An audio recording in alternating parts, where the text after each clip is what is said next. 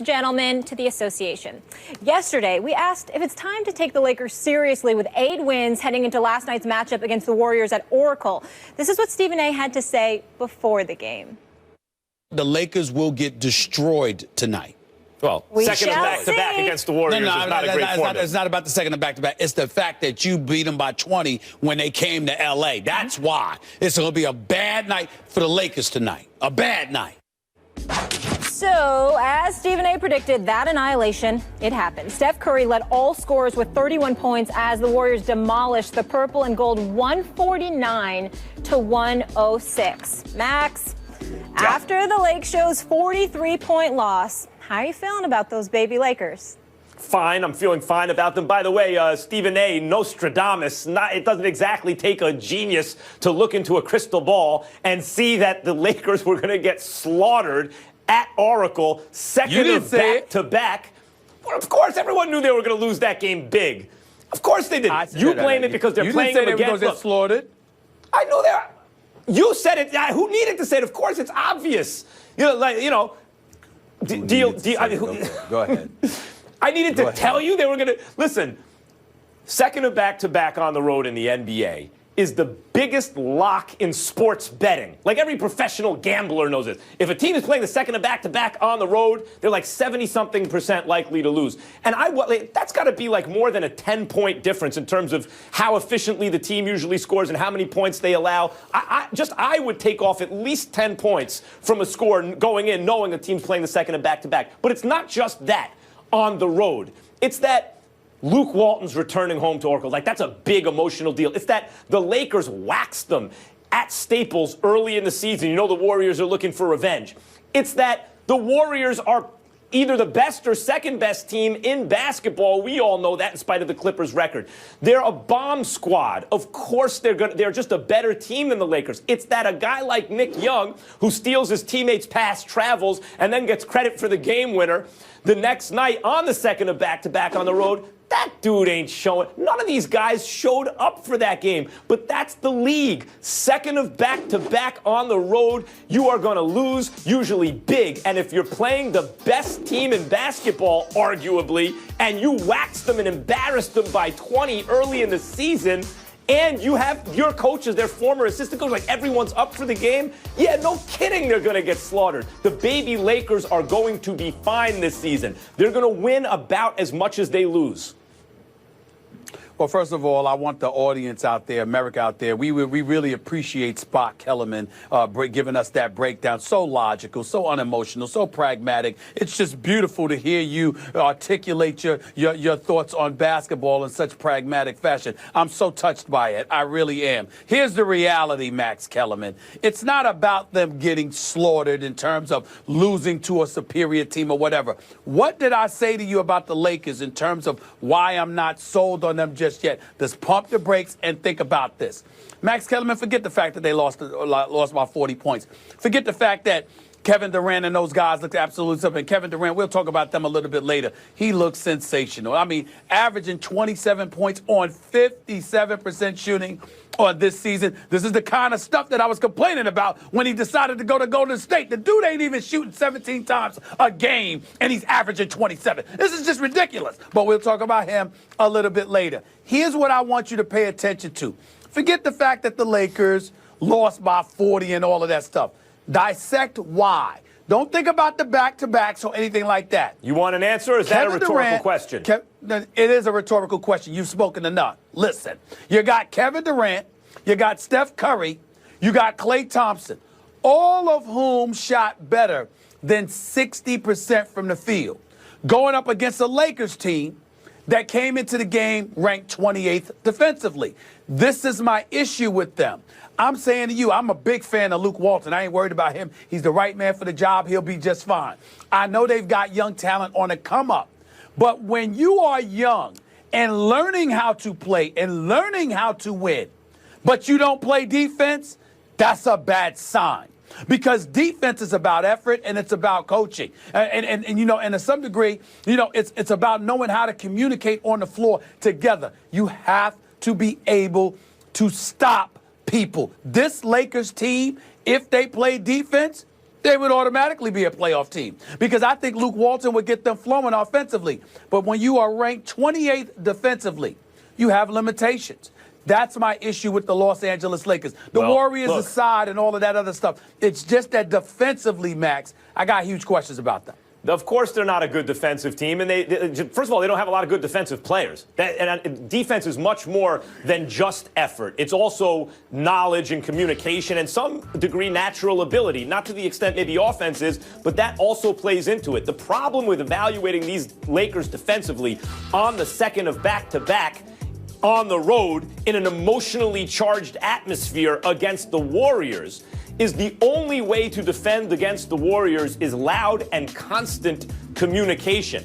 Because they have, and Luke Walton was a part of this culture, and he's bringing it to the Lakers now, which is one of the reasons they're successful. They have superstars willing to set off-ball screens. They have unselfish play everywhere. It's one of the reasons that Kevin Durant wanted to go there. He wanted to play with guys like that who are willing to sacrifice in that way. They really have, when they're going well, the Warriors do, an unstoppable offense. There is no stopping that offense. But if you want to stop, if you want to even try to stop it, you have to be energized and you have to communicate more than anything else. And the Lakers just seemed like they didn't want it. They didn't care. They knew they were going to lose. They weren't communicating, and they mailed it in last night. So they lost. They almost gave up 150 points in a basketball game. But that's going to happen to other teams, too. You know, the Warriors, just watch what the Warriors do to teams playing the second of back-to-back at Oracle.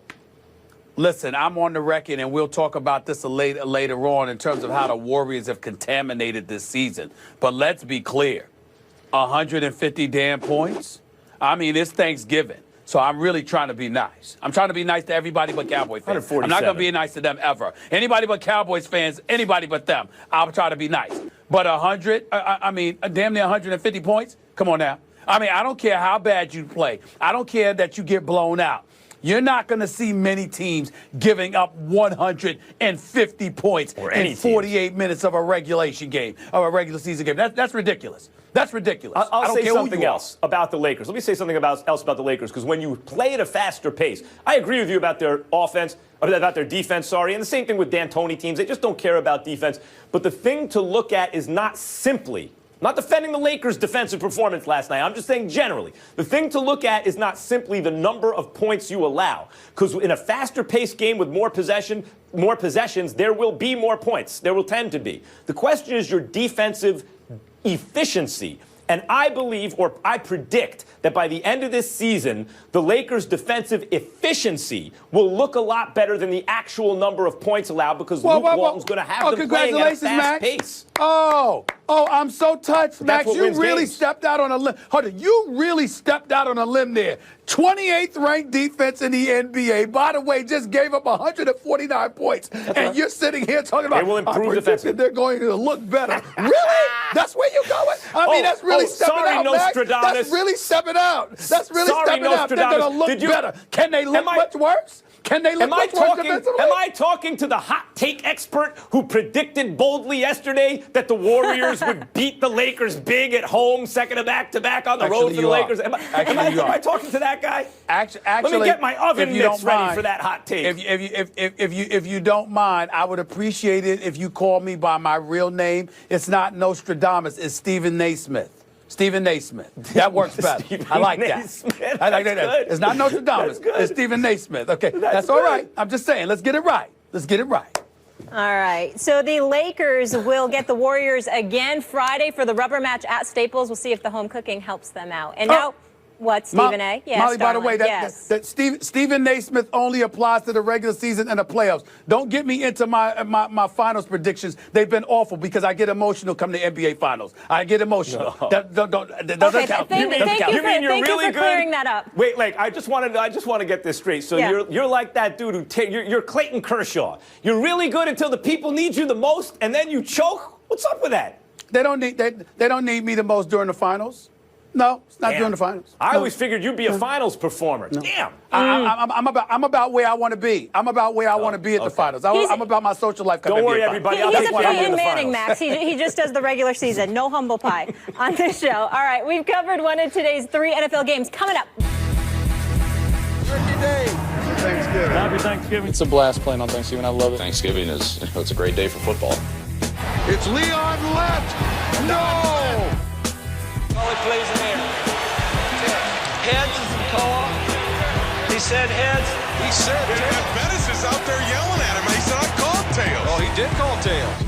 Mark Sanchez scrambles up the middle, lost the football. He ran right to the back of Brandon Moore. To play in the Thanksgiving game period, it's a great atmosphere. Obviously, this time of year is special for the organization and fans. And I think our guys ought to be excited about it. It's Thanksgiving night. Where else, would you want to be?